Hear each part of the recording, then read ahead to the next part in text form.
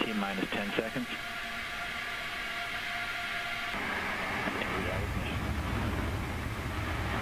And we have liftoff of Antares before pre-missions that brings Cygnus on its third CRS mission to the ISS.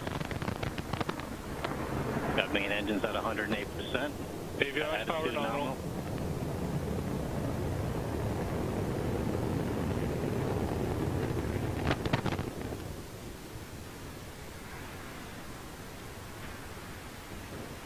A very well-known picture for those collector of rocket pictures. This was really spectacular almost from the get-go.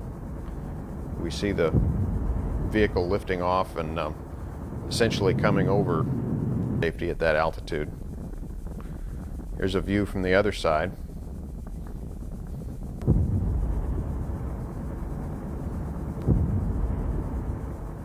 And the United States promptly announced them.